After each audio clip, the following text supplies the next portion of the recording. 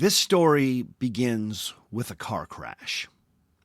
In 1903, a middle-aged British aristocrat was tooling around with a newly bought motor car near Schwalbach, Germany.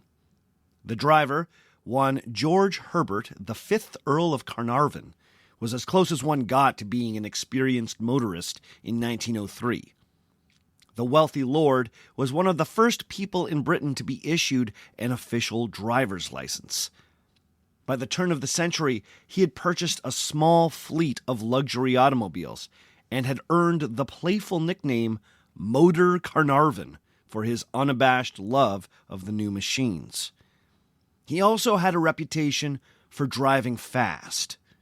In fact, some of the very first speeding tickets in the history of the United Kingdom were issued to Old Leadfoot Motor Carnarvon. But that day in the German countryside, Lord Carnarvon's luck ran out.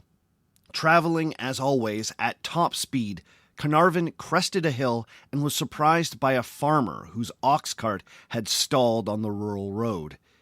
The Earl swerved and narrowly missed the man and his ox, but the car careened off the road and rolled several times before being stopped by a tree. The driver survived, but just barely. He suffered collapsed lungs, a portion of his skull had been crushed, and his jaw had been severely broken. Miraculously, Motor Carnarvon was pulled from the wreck and managed to make a good recovery. But it would be wrong to call it a full recovery. Amazingly, his brain had remained undamaged even after fracturing his skull, but his lungs were never truly the same. When he was back on his feet, his doctors recommended that he avoid the famously damp and chilly British winters, and instead decamp somewhere hot and dry to better avoid any added strain on his damaged lungs. So it was decided that Carnarvon and his lady wife would head to the most interesting, hot, dry place they could think of: Egypt. The Carnarvons soon fell in love with the country, and before long, the Lord had thrown himself enthusiastically into the pastime that obsessed most Western European aristocrats who found themselves on the Nile: the discovery and collection of Egyptian antiquities. Modern archaeology had more or less been born in Egypt. Experts will debate what constitutes the first true bit of archaeological work done in the modern era, but there's no doubting the fact that the French savants brought to Egypt by Napoleon during his 1898 invasion of the country kick-started a new era in research into Egypt's ancient past. Unfortunately, this also came with a new wave of plundering of ancient objects deemed valuable by colonial treasure hunters.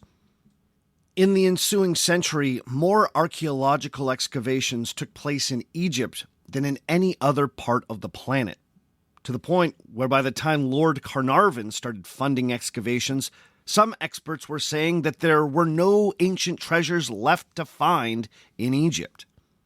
In particular, it was believed that the famous Valley of the Kings, the burial place of dozens of Egyptian pharaohs, had been entirely tapped out after decades of exploration. In fact, in 1912, the famed Egyptologist Theodore Davis, who had led excavations of 24 tombs in the Valley of the Kings, declared in his final book on the topic that he feared that, quote, "the Valley of the Kings is now played out," end quote. That quote is found in Davis's book The Tombs of Hammurabi and Tutankhamun. In that book, Davis detailed the discovery of a tomb that had been mostly plundered by multiple rounds of grave robbing since antiquity.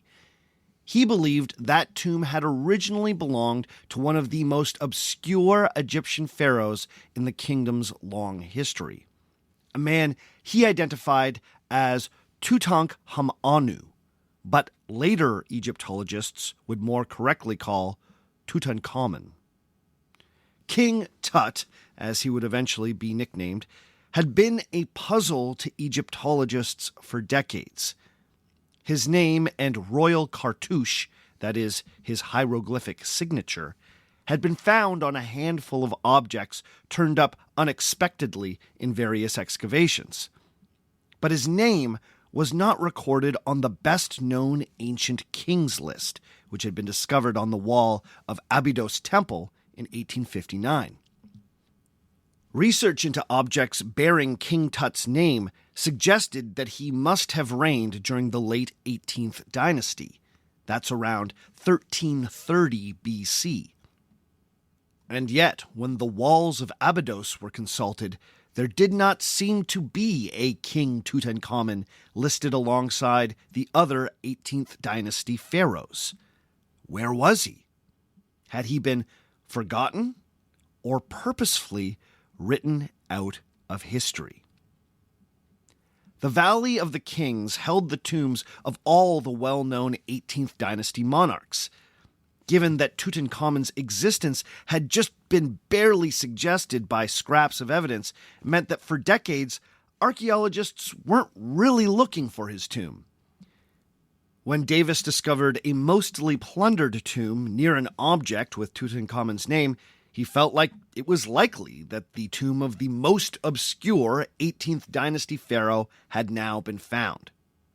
He had now collected a full set of 18th dynasty pharaohs, so he believed that his work was complete.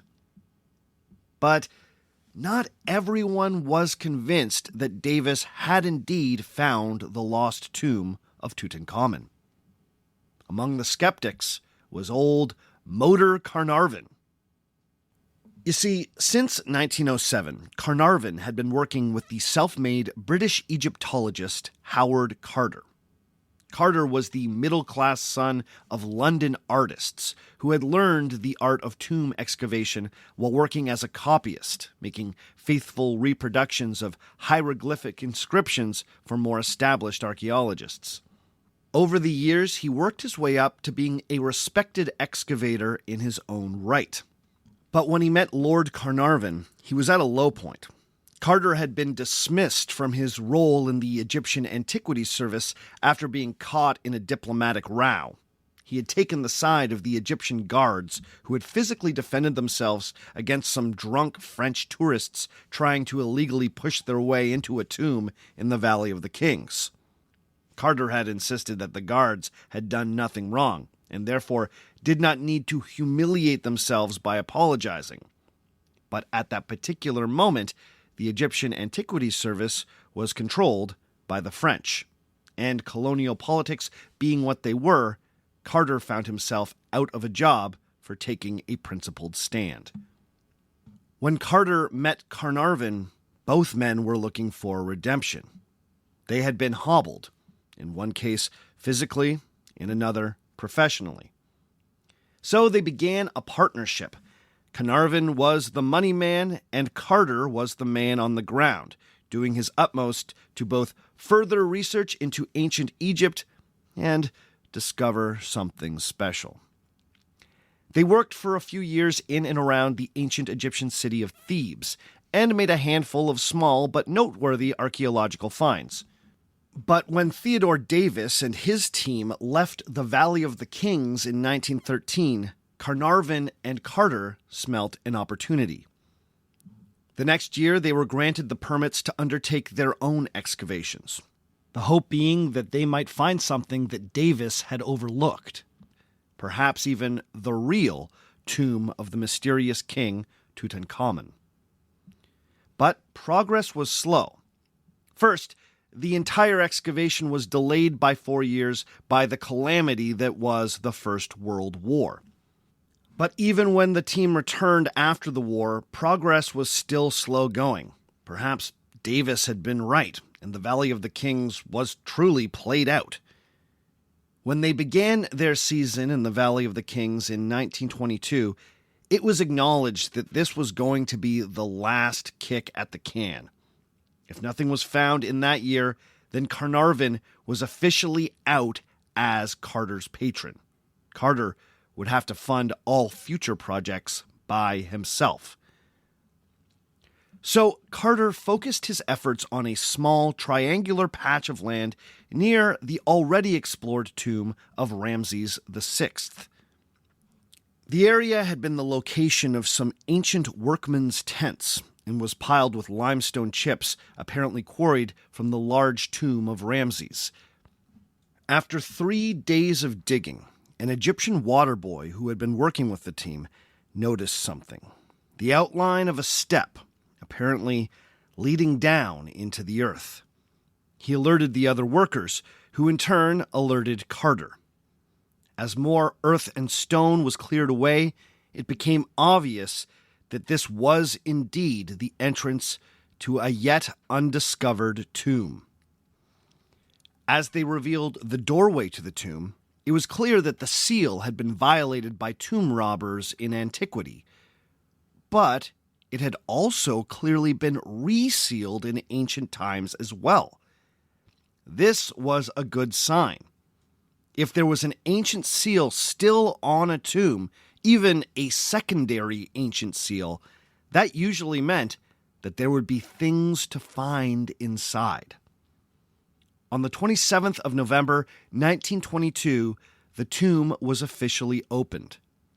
Carnarvon made the journey from his estate in Britain so he could be there to witness the opening. Using a chisel gifted to him on his 17th birthday, Carter chiseled away at the corner of the sealed door, breaking away just enough so he could stick his head in with a candle and peer at what was inside. Carter would later describe the moment like this, quote, "As my eyes grew accustomed to the light, details of the room within emerged slowly from the mist. Strange animals, statues, and gold. Everywhere the glint of gold. For the moment, an eternity it must have seemed to the others standing by, I was struck dumb with amazement. And when Lord Carnarvon, unable to stand the suspense any longer, inquired anxiously, 'Can you see anything?' It was all I could do to get out the words, 'Yes, wonderful things.'" End quote. Despite the fact that the tomb showed signs of being robbed not once but twice, those ancient thieves had not managed to get much from the resting pharaoh. Carter and Carnarvon had just unearthed the most intact ancient Egyptian tomb yet discovered. The golden room Carter was peering at was just the antechamber, one of 4 rooms in the tomb, including a burial chamber that appeared to have never been unsealed. The tomb would ultimately contain over 5,000 priceless ancient artifacts, including many made of ivory, gold, and other precious metals. It would take 7 weeks for Carter's team to photograph, carefully remove, and catalog all the objects from that first antechamber. But it was immediately clear that this was indeed the tomb of King Tutankhamun. His royal signature was found throughout, including on a remarkably preserved gold-gilded throne. Large gilded statues of the 18th dynasty king also guarded the entrance to the burial chamber. Davis had been wrong. King Tut had been waiting in the Valley of the Kings.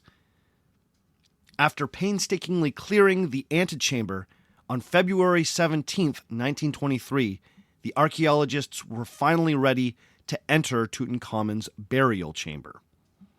For the occasion, the team invited a group of august dignitaries and ran electric lights into the tomb to produce the most theatrical effect possible. The burial chamber did not disappoint. The small room was dominated by a massive shrine covered in gold leaf. This proved to simply be the outside layer of a series of shrines that fit together like a Russian nesting doll. The researchers would later learn that the shrine would contain a series of gilded sarcophagi, culminating in a final coffin made from solid gold. The death mask found on the final golden coffin would go on to become one of the most iconic and enduring images associated with the ancient Egyptian pharaohs. The tomb was easily the most spectacular that had ever been discovered. However, the celebratory atmosphere did not last long. Just a few weeks after opening the burial chamber, Lord Carnarvon fell terribly ill. He had been bitten by a mosquito and then nicked the wound while shaving. This led to an infection and eventually blood poisoning. This was all then complicated by a nasty bout of pneumonia, to which he was especially vulnerable given the lasting damage to his lungs from his car accident. By April 5th, not quite 2 months after Carnarvon had first beheld King Tut's glittering burial shrine, the Lord was dead. The rumors started almost immediately. A writer for England's Daily Express would explain, quote, "The queer atmosphere which clings to all things Egyptian is responsible for the widespread story that in opening the tomb of Tutankhamun, Lord Carnarvon exposed himself to the fury of some malignant influence, or he was poisoned by materials left in the tomb thousands of years ago." End quote. For many, Carnarvon's untimely death was not simply a strange coincidence. The Earl had clearly been the victim of a mummy's curse. The quote-unquote malignant influence of Tut's restless spirit had done to Motor Carnarvon what a brutal automobile accident could not. The tale of King Tut's curse would soon be elaborated on by countless publications, whose readers were hungry for anything related to the blockbuster archaeological find. A type of Tut-mania was sweeping through Europe and America, and expressed itself in popular songs, knickknacks, commemorative postcards, and Egyptian-themed soirees among the smart set. Soon, a robust body of myth surrounding Tutankhamun and his tomb was in full circulation. Now, there are many reasons why the tale of King Tut's curse was able to get so much traction and has remained remarkably enduring. But certainly, part of it has to do with the mystery surrounding the pharaoh himself. Who was this young king? What led to his untimely death around the age of 20? Could it be that Tut's spirit was so full of malignant influence because the king did not meet a natural death? Was the boy the victim of foul play? Why was his name erased from the king's list and his cartouche carved out of monuments erected during his reign?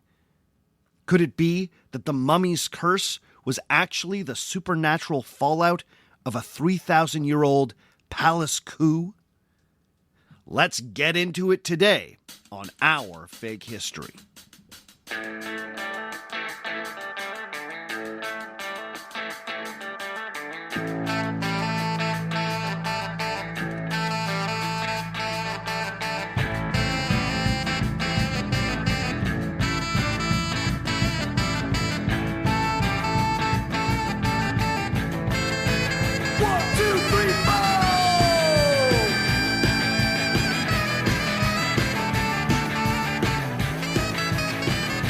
Episode number 210, Who Killed King Tut, Part 1.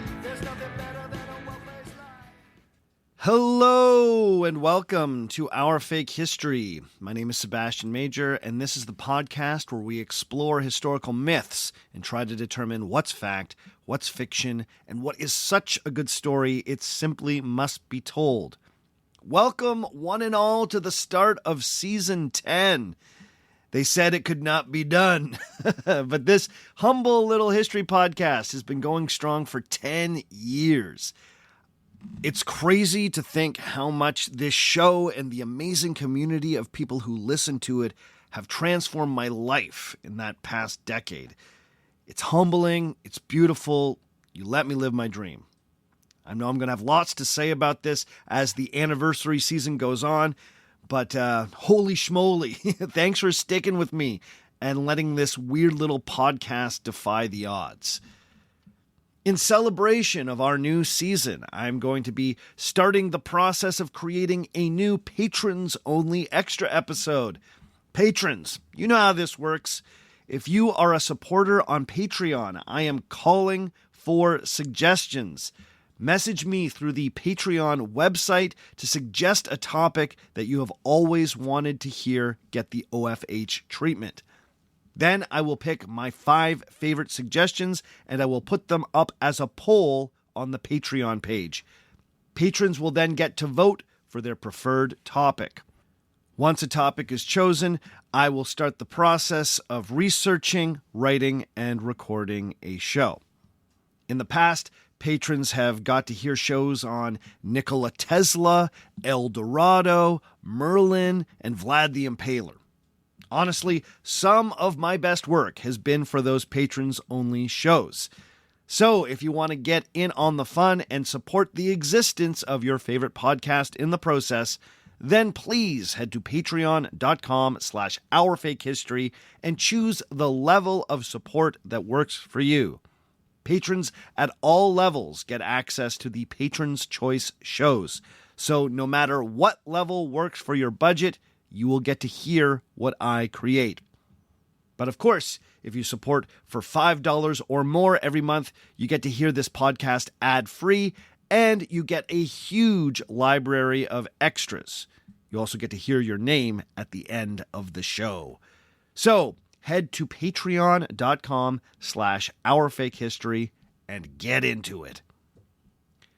This week, we are kicking off the 10th season by exploring the many mysteries associated with the 18th dynasty Egyptian pharaoh, King Tutankhamun.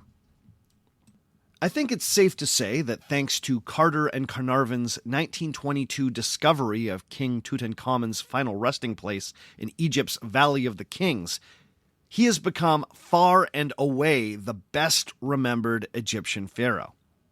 Now, don't get me wrong, there are certainly other ancient Egyptian leaders with strong name recognition. Many people know Ramses the Great, or Khufu, the builder of the Great Pyramid, but I would argue that you need to have at least a passing interest in history to be aware of those leaders. Tutankhamun, on the other hand, has a place in modern pop culture, such that even people who know nothing else about ancient Egypt have at least heard the name King Tut. The fact that Tutankhamun has that cute little nickname, I think, says it all. Although, I want to start a movement to start calling Ramses II Ramalama Ding Dong. Who's with me? No one? Okay. The reason for Tutankhamun's fame has little to do with his actual reign and everything to do with his remarkable tomb. One thing you need to understand was just how rare it was to find a pharaonic tomb that was almost perfectly intact. Grave robbing seems to have been as old as the tombs themselves. The so-called Valley of the Kings, located near modern-day Luxor, was the preferred spot for pharaonic burials for nearly 500 years, from Egypt's 18th to 20th dynasties. But when archaeologists started exploring these tombs, starting in the late 18th century, they discovered that many of them had been entirely cleared out of any movable wealth. This was thanks to many waves of grave robberies that had taken place over the course of millennia.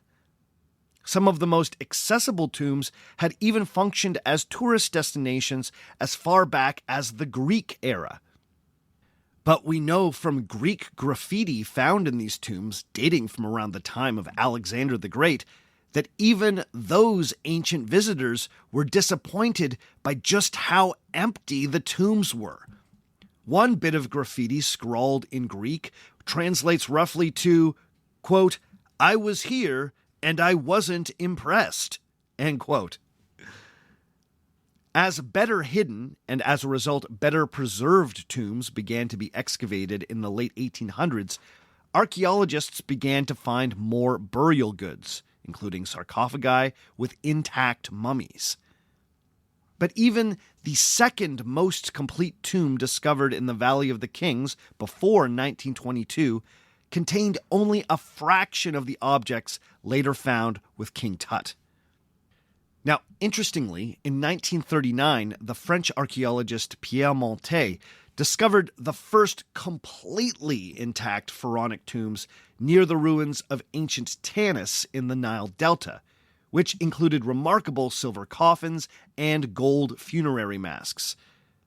The so-called Tanis treasures are well known among Egyptology nuts, but remain relatively obscure compared to the treasures of King Tut. So why does Tutankhamun get so much more attention? Well, part of it had to do with the pop culture phenomenon that spontaneously erupted as news of Carter and Carnarvon's finds made their way around the world. This so-called Tut-mania seemed to be especially acute in the United States, where the world of fashion was temporarily taken over by Egyptian trends. Egyptian-style makeup, jewelry, hairstyles, and interior decorating were all the rage in 1923. This also came with a wave of chintzy collector's items modeled off objects found in King Tut's tomb. There was even a hit song. In 1923, Harry von Tilser's Old King Tut was known as a good song to dance the Charleston to. The lyrics seem to underscore the weird consumerist fascination people had with the tomb. It went, quote, "They opened his tomb the other day and jumped with glee. They learned a lot about ancient history. His tomb, instead of tears, was full of souvenirs." End quote. Even Herbert Hoover, President of the United States from 1929 to 1933, named his dog King Tut. Tut-mania wasn't just confined to the 1920s either. The contents of Tut's tomb eventually became one of the most successful touring museum exhibits in all of history. When the treasures were first brought to the Louvre in 1962, they attracted roughly 1.12 million visitors. A few years later in Tokyo, the exhibit drew in roughly 1.7 million visitors. In 1972, almost the same number took in the treasures of King Tut at the British Museum in London. Between 1976 and 1979, the exhibit toured 6 major cities in the United States and was visited by over 8 million Americans. The hype around this American tour was so intense that it inspired Steve Martin to create one of his best-loved bits, his over-the-top ode to ahistorical Tut-mania, King Tut. King Tut. Now when he was a young man, he never thought he'd see people stand in line to see the boy king. King Tut. How'd you get so funky? Funky Tut. Did you do the monkey?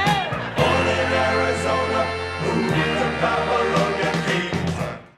Now, I hate to kill the comedy by over-explaining a joke, but one of the reasons why Steve Martin's bit worked so well was because it sent up just how superficial Tut-mania could be. Despite the millions of visitors who crowded to see the remarkable gold objects found in Tutankhamun's tomb, one got the impression that not a lot of learning actually took place at the exhibits. King Tutankhamun might have excellent name recognition, but when it comes to understanding his place in Egyptian history, all but the most dedicated Egypt enthusiasts might be at a loss.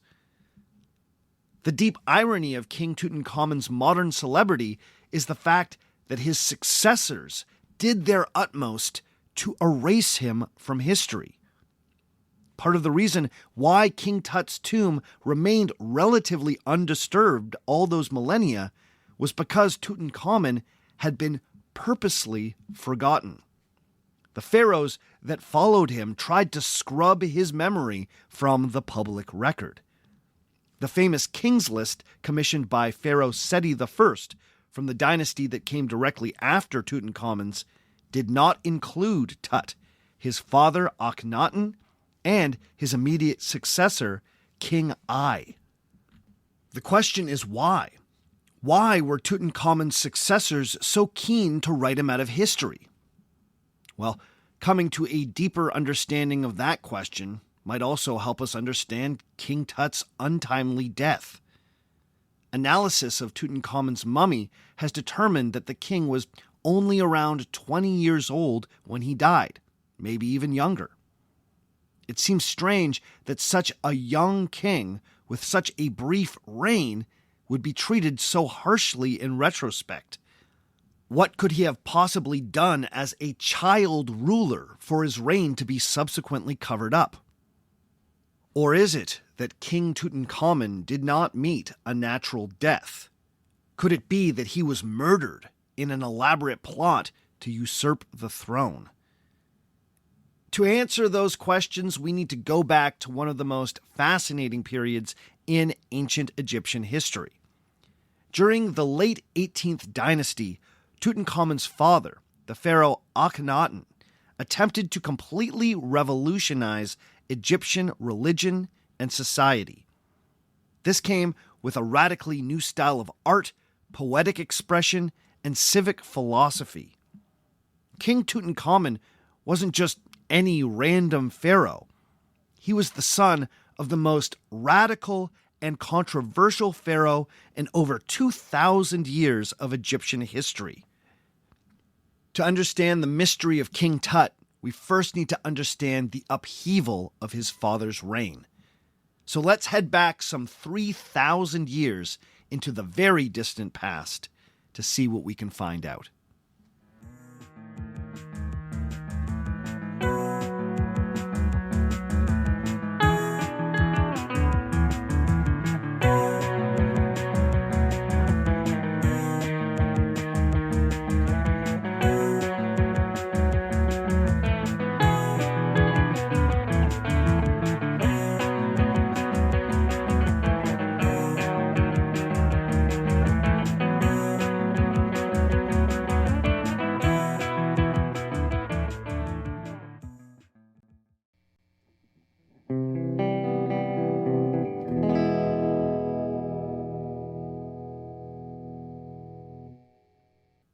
To understand this story, I think we need to orient ourselves on the historical timeline.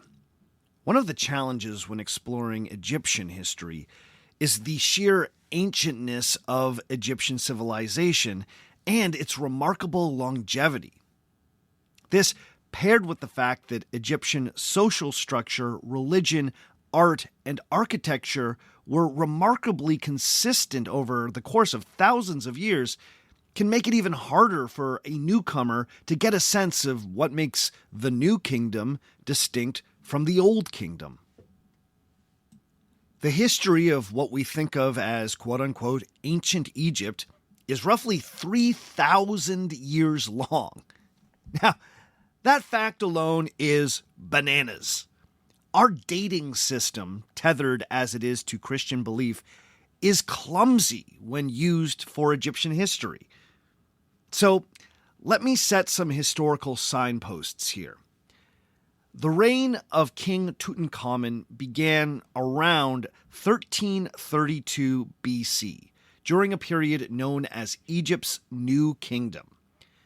This places him right around the middle of Egypt's 3,000-year run. When he was king, the Great Pyramid of Giza was already over 1,000 years old. To King Tut, the pyramids were already ancient monuments, if you can imagine that. But Tutankhamun also lives roughly 1,000 years before Alexander the Great would invade Egypt and inaugurate a new Greek Macedonian chapter of Egyptian history. So Tut is 1,000 years after the pyramids and 1,000 years before Alexander the Great. And I know, a lot can happen in 1,000 years. 1332 BC is right in the middle of what's been called the Late Bronze Age. This was a period that has been remembered as an early high watermark for Mediterranean and Near Eastern civilization. This was the heyday of the famous Minoan civilization, with their sprawling palace complexes on the island of Crete. The Proto-Greek civilization, who likely inspired the stories of the Iliad, known as the Mycenaeans, were building their Cyclopean walls around this time. In Anatolia, the Hittite civilization was also flourishing. But arguably the grandest of all the late Bronze Age societies was Egypt. The German scholar Baron von Bunsen famously declared that Egypt's new kingdom was the last of 3 golden ages that occurred along the Nile.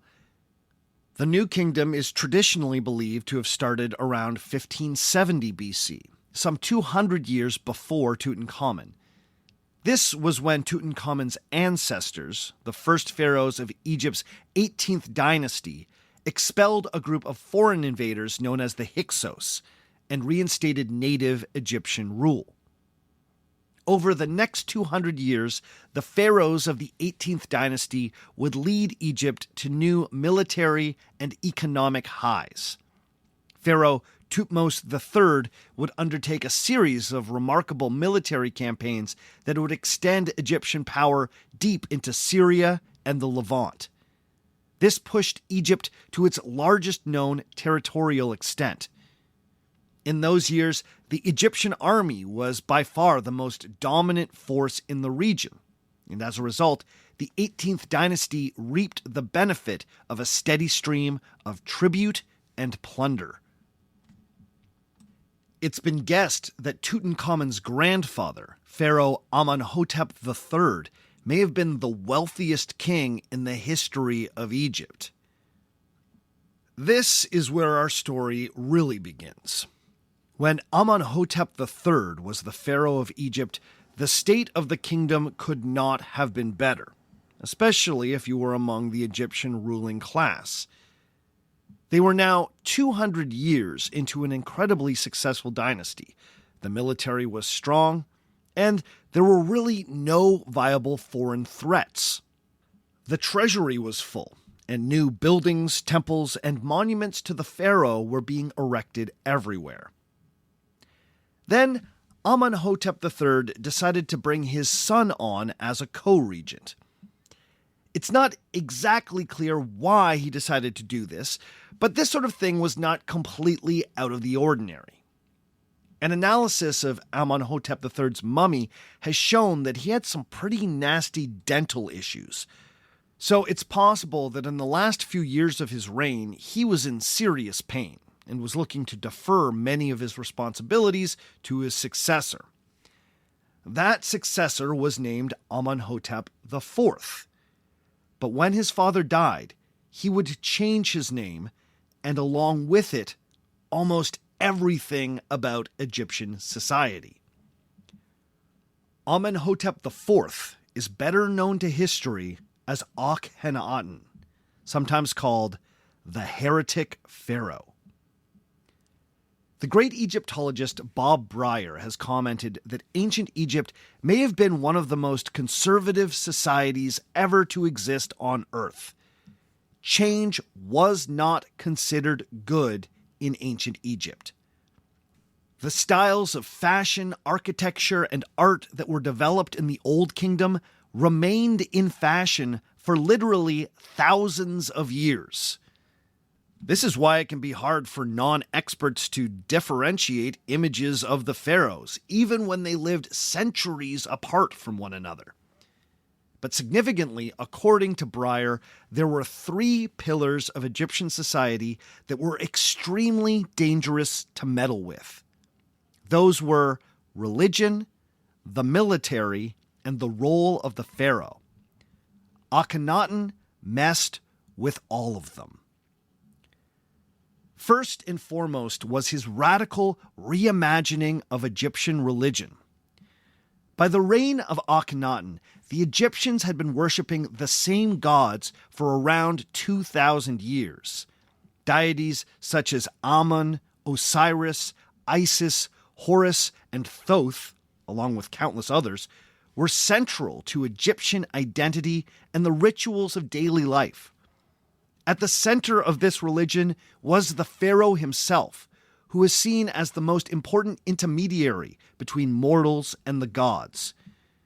So you can imagine how disorienting it would have been when the pharaoh declared that the pantheon of gods that had ensured Egyptian prosperity for millennia actually did not exist. Akhenaten was convinced that there was only one god, and that god was the Aten. The Aten was the sun, sometimes represented as a solar disk or the sun's rays. The worship of the Aten had been gaining popularity throughout the 18th dynasty, but Akhenaten's complete reorientation of Egyptian religion towards this god could not have been predicted. Even Akhenaten's name signified this huge change. The name Amenhotep translates as Amun is pleased. So it connected the pharaoh and his father to Amun, one of the traditional gods of Egypt. Akhenaten, on the other hand, means beneficial to the Aten. Now, it's not so crazy for the pharaoh to pick a new patron deity. In fact, this happened all the time. Some pharaohs favored Amun, while others favored the god Seth, for instance. But Akhenaten was going a step further. He wasn't simply picking a new favorite. He was declaring that all the other old gods did not exist. The pharaoh would no longer be patronizing any of the old temples. No new images of those gods would be created. As far as he was concerned, the old religion was out of business. New temples would be built that were almost always the inverse of traditional Egyptian temples. Whereas traditional temples led a visitor deep into a dark and sheltered sanctum where an image of the patron deity would be held in the innermost chamber, Akhenaten's temples were open to the sun's rays, a concept designed to let the Aten in. Further, Akhenaten proclaimed that no statues or images would be made of his god, beyond the holy symbol of the solar disk. Egyptians were used to having anthropomorphic and animal-headed gods. Images of these gods were essential to their religious worship. By contrast, the Aten was as amorphous as a sunbeam. That can be a lot to wrap your head around if you're not used to it. The pharaoh himself personally wrote poetry and religious hymns describing the ineffable quality of this new god. Now again, this was incredibly radical. For thousands of years, sacred poetry, intonations, and religious music had been prescribed by the priesthood, and largely had not changed. People did not write new religious poetry. But this pharaoh did. Akhenaten was writing things like, quote, "O sole God, like whom there is no other, thou didst create the world according to thy desire, whilst thou wert alone. All men, cattle, and wild beasts, whatever is on earth, going upon its feet, and what is on high, flying with its wings, the countries of Syria and Nubia, the land of Egypt, thou settest every man in his place. Thou suppliest their necessities." End quote. In that passage, Akhenaten is not only saying that Aten is the only god, he's also saying that the Aten is the god of all lands. The Aten doesn't just look after Egypt. He's also shining down on Syria, Nubia, and every other country on earth. This was another strange and radical idea for Egyptians, who had previously subscribed to the idea of, my god can beat up your god, which was a pretty common style of worship in the Mediterranean and Near East at the time. The idea of a common god for all people, no matter their place of origin, was new. So all this raises the question, was Akhenaten the first monotheist? And is Atenism the first religion that recognized one and only one God? Well, many scholars do believe that Akhenaten was the first monotheist, but that's not without some controversy. The other big contender is, of course, the first patriarch of the Jewish religion, Abraham. If you accept that Abraham was indeed a real historical figure, then he's thought to predate Akhenaten by between 700 and 300 years. But of course, there's a fairly robust debate around whether or not Abraham was a verifiable historical figure. I know I have a few rabbis and rabbinical students who listen to this show, and I'm sure any one of them could make a very persuasive case for an historical Abraham. So if you want the full breakdown of that, please reach out to your local rabbi. But if you do not accept the traditional dates given for the life of Abraham, then Akhenaten might just be the first ever monotheist. What's more, Akhenaten claimed that he was the son of this god, and the only person on earth who truly knew the mind of the Aten. Now again, it's very common all over the world for kings to claim that they were descended from a god. But for a leader to claim that they were the son of the one and only God, once again, that was new. Around 5 years into Akhenaten's reign and this religious revolution, he decided to leave the traditional capital of Thebes and found a new capital city. Now, it's hard to know what exactly inspired this move, but some Egyptologists, among them the aforementioned Bob Breyer, think it's possible that Akhenaten was encouraged to leave Thebes by a group of disgruntled former priests. You see, the pharaoh may have had enormous power, but that doesn't mean that some folks didn't resist this religious revolution. Like I said, Egypt was incredibly conservative, so these changes obviously were not embraced by everyone. Further, up until Akhenaten's reign, the Egyptian priesthood had been incredibly wealthy and powerful. Just because Akhenaten was closing temples, that didn't mean that the priesthood's wealth and power went away overnight. In fact, it seems like Akhenaten's religious revolution never fully succeeded in supplanting the traditional system of belief. So it's quite possible that powerful Egyptians associated with the old priesthood encouraged their eccentric pharaoh to get out of Thebes. If the pharaoh wanted to have an all-new religion, he needed to do it away from the traditional center of Egyptian power. So Akhenaten took a few thousand followers and made a trek into the desert east of the Nile. He stopped when he claimed that he had been sent a vision from the Aten, that he had reached the location of a new holy city.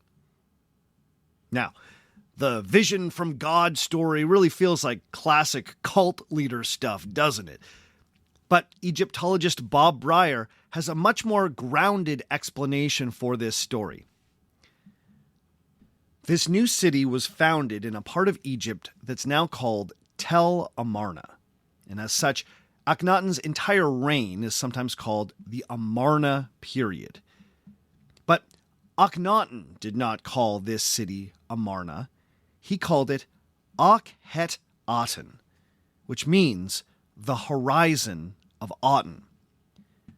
Now, this is where things get interesting.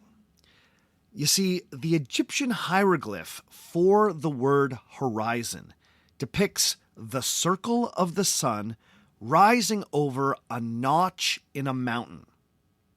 Now, if you look dead east from the city of Akhet-Aten, the horizon of Aten, you will see a small mountain range.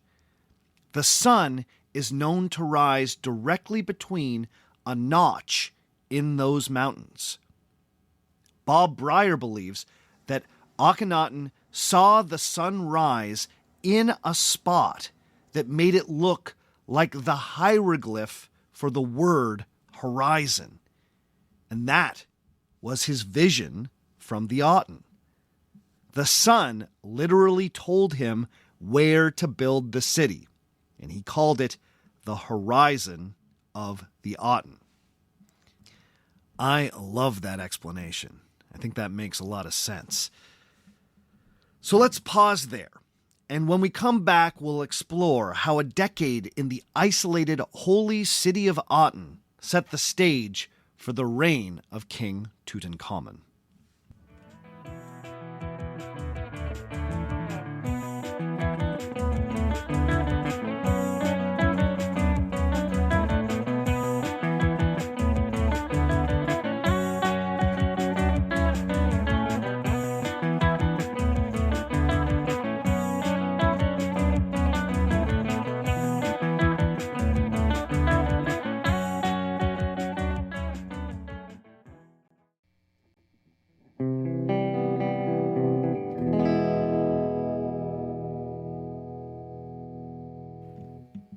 If you know someone who is convinced that extraterrestrials were behind all the amazing achievements of the Egyptians, then whatever you do, do not show them the art that was created during the reign of Akhenaten. Out of context, it would be easy to look at some of the images created during the so-called Amarna period and jump to the conclusions that aliens had indeed visited Earth, and one of them managed to become the Pharaoh of Egypt. You see, along with completely reimagining Egyptian religion, Akhenaten also encouraged his artists to break with over a millennia's worth of Egyptian artistic traditions. Now, as I keep saying, Egypt was a remarkably conservative society, and this was very much reflected in their art. What we think of as ancient Egyptian art more or less came into being in the Old Kingdom and remained largely the same from that point onward. Innovation and change were actively discouraged. Most Egyptian art had a ritual purpose, so changing the art was akin to changing a sacred scripture. By the New Kingdom, the images that adorned temple walls had become so prescribed that it had essentially become a type of paint by numbers. Artists had templates that they used to guide them as they worked. But of course, in the Amarna period, all bets were off, and the Egyptian artists favored by the pharaoh really started trying things. The most obvious difference was how they showed human forms, and in particular, the body of the pharaoh. In paintings and sculptures, Akhenaten and other figures were shown with distinctively elongated features. Akhenaten has a swooping jawline, a long nose, and an almost bulbous cranium. He's also depicted with wide hips, a small pot belly, long, spindly arms, and just the hint of breasts. In other words, he kind of looks like an alien. The fact that a lot of the art also features Akhenaten worshipping the Aten, which is represented as a giant disc in the sky. I mean, if you were looking for an extraterrestrial, you wouldn't have to squint too hard to see one in those images. Now, if you haven't seen this stuff and you're curious, I will post some examples of this art on the Facebook group and on the page for this episode at ourfakehistory.com. But of course, Akhenaten was not from outer space. But he was such an aesthetic radical that his contemporaries may have thought that he was from outer space. Now, there's a debate in the world of Egyptology around whether Akhenaten's body really was a little unusual, and that was being represented and idealized in the art, or if those were simply artistic choices. The truth is that we don't really know. However, I'm more swayed by the argument that this art was more about drastically rethinking aesthetics than it was about accurately showing the pharaoh's body. First, you should remember that the pharaoh had traditionally been presented as a perfect, idealized human form. If you see a sculpture of literally any other Egyptian pharaoh, they are shown as these perfectly proportioned, well-muscled athletes with broad shoulders. Their arms are usually stiffly at their sides, and their faces always have the same placid expression. Akhenaten's sculptures and paintings aren't so much realistic as they are obvious rejections of that old type of idealism. It's a new ideal that seems to be about combining the masculine and the feminine. It's also important to know that Akhenaten was not the only one who was being represented with these unique, exaggerated features. His wives and his children are also shown in art with the same large heads and wide hips.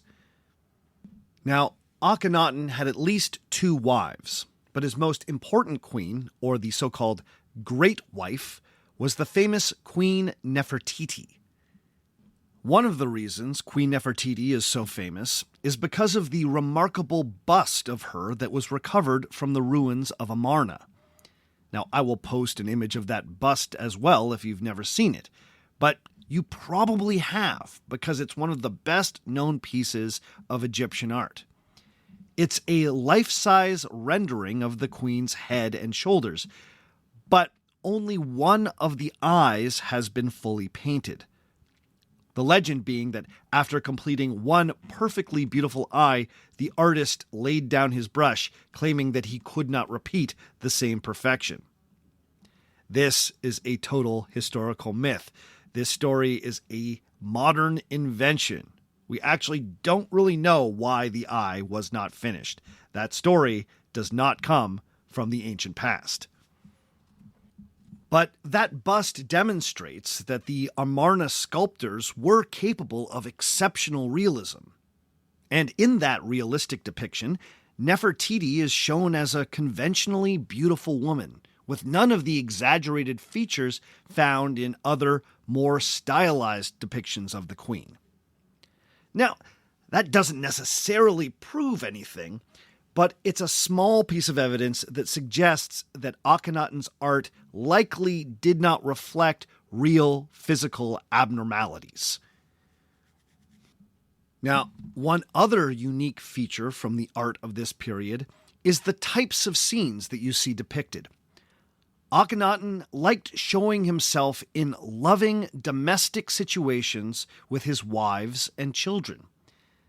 The royals are often shown in relaxed poses and touching each other affectionately. They'll have their children on their knees, or they're playing games with their kids.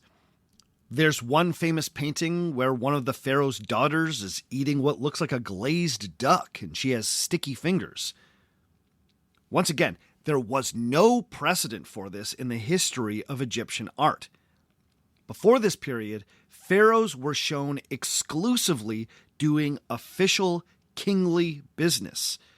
They are sitting on thrones, or they are leading armies, or they are presiding over religious rituals. You never see them playing with their kids. So, for the last 10 years of Akhenaten's reign, you have a strange situation where the king has taken a group of his most devoted followers and is headed off to build a city in the desert. There he worshipped the sun, wrote poetry, and patronized artists who were creating an entirely new form of Egyptian expression. But the problem was that he had dropped out of society. Normally, when a leader starts presenting themselves as a messianic messenger from God, that often goes hand in hand with a type of authoritarianism. Those types of figures usually like to clamp down and really assert their power so they can transform society in their new image. Akhenaten seems more like the leader of a hippie LSD cult. He's happy to write poetry and host music festivals at his funky artists' commune as the rest of the world goes on by. That may have been easier than fighting the deeply entrenched priesthood of the old religion back in Thebes. The only problem was that the Egyptian system of government really could not function with an absentee pharaoh. This was especially true when it came to military matters. In ancient Egypt, the pharaoh was expected to personally lead his armies. Now, of course, there were other generals and subcommanders who could be ordered about, but the military could not take any meaningful action without the direction of the pharaoh. For his part, Akhenaten was deeply uninterested in the Egyptian military. His focus was on the Aten, and the Aten was love. This meant that Egypt's traditional enemies, who for many generations had gotten used to regular demonstrations of Egyptian military might and looting campaigns, slowly started realizing that the pharaoh wasn't interested in leading the army. Soon, many of Egypt's neighbors started testing their formerly dominant neighbor by orchestrating small raids, just to see what would happen. When they didn't get a response, some groups became emboldened enough that they started raiding Egyptian territory at their leisure.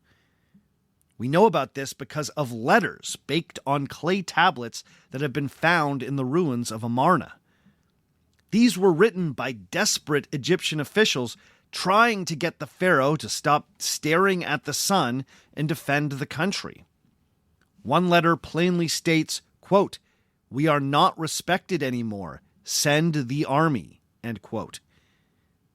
A year later, we get another letter demonstrating just how badly things had deteriorated, saying, quote, "They are attacking my house. Send the army," end quote.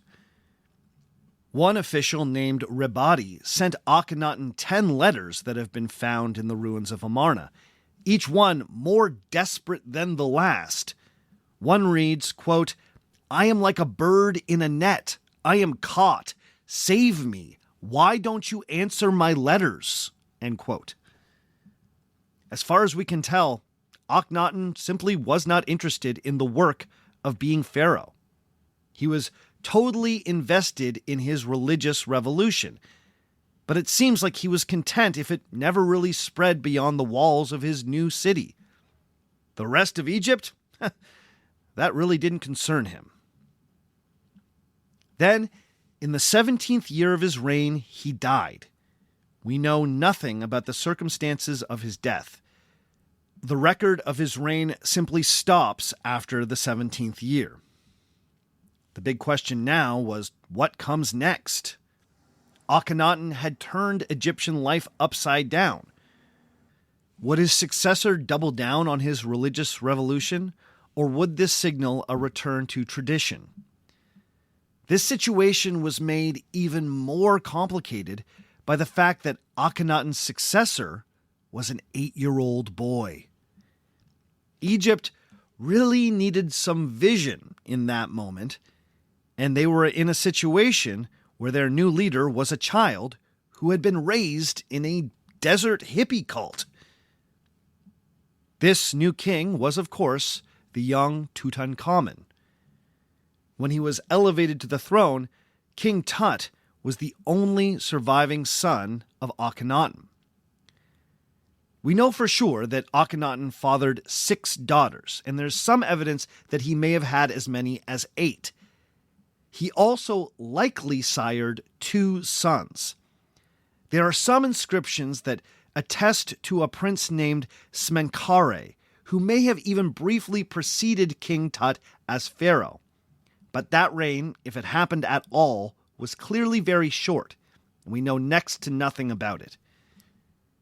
The boy who would be king had originally been named Tutankhamun, which means the living image of Aten.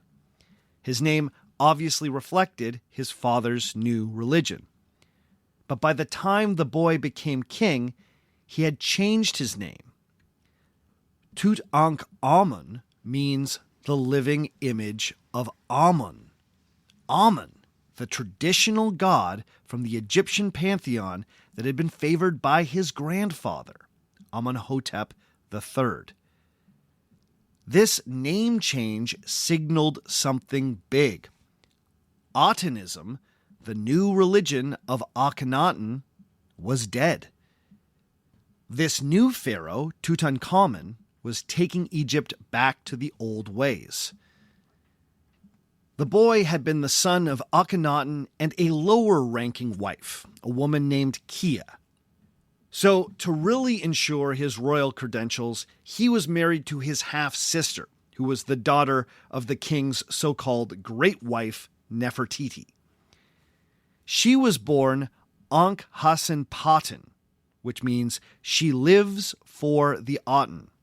But she too changed her name to suit the changing times, becoming Ankh-Hasen-Amun, or she lives for Amun.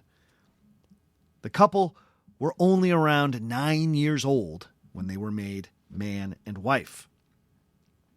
Now, I'm sure some of you are thinking, wow, these two kids had the gumption and religious conviction to completely reverse 2 decades worth of religious transformation?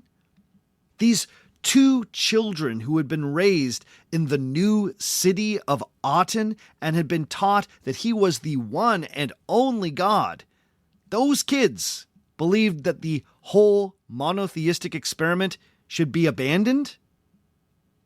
Well, as you might expect, these kids were getting advice. There were powerful people close to the throne who were keen to see this new religion abandoned, the old temples reinvigorated, and the capital moved back to Thebes. Chief among these advisors was a man known to history as Ai. In the old regime, he had held many court posts, including the overseer of horses and the fan-bearer on the right side of the king. Now, that second post may sound humble, but it was recognized as quite influential, as the right fan-bearer could easily whisper in the ear of the pharaoh. But under Tutankhamun, Ai would be promoted to vizier, the highest of all court positions. But within a decade, this vizier would find himself sitting on the throne of Egypt and calling himself Pharaoh. So, what exactly happened here? Perhaps this vizier was pulling the strings of Tutankhamun's regime while the king was still a boy. The only question is, what happens when that boy becomes a man? Okay, that's all for this week. Join us again in 2 weeks' time when we will wrap up our series on King Tutankhamun. Before we go this week, as always, I need to give some shout-outs. Big ups to Eric Martin, to M. Goodrich, to Lise Spiral, to Apop7 Tagama B, to Latin Marks, to Daniel Duval, to Michael Malone, to Matt Oliva, to Scribbles, to Bob Franklin, to Mark Vincent, to Hannah, to Stephen Robert Bund, to Nina, to Matt Walker, to Terry Cook, to Jay, to Cassie, to Zach Abada, to Christina Rivera, to Mike Torrance, to Kevin Shannon, to Mindy Lou Who, to Mark, to Victoria McGlone, to Andrew Liu, to Elemento P, to Timothy Patrick, to Quinn Collard, to Oz and Jenna, to H. Schliemann Jr. Benfante, Schliemann, to Jesus Velez, or is that Jesus Velez, to Damien, to Andre Ruvo, to Alyssa Hunchak, to Gwendolyn K. Binder-Scholl, to Lucas R. San Pedro, to Sebastian, good name, and finally to Caleb. All of these people have decided to pledge at $5 or more on Patreon every month. So you know what that means. They are beautiful human beings. Thank you so much for your support. I know that was a long list of names, but I was just catching up after my summer break. Thanks to everyone who supports this show in all ways and at all levels. If you ever want to get in touch with me, please send me an email at ourfakehistory@gmail.com. Hit me up on Facebook, facebook.com/ourfakehistory. Find me on Twitter or X at ourfakehistory. Find me on Instagram at ourfakehistory. Find me on TikTok at ourfakehistory. And go to YouTube and subscribe to our YouTube channel, simply called Our Fake History. As always, the theme music for our show comes to us from Dirty Church. Check out more from Dirty Church at dirtychurch.bandcamp.com. And all the other music you heard on the show today was written and recorded by me. My name is Sebastian Major, and remember, just because it didn't happen doesn't mean it isn't real.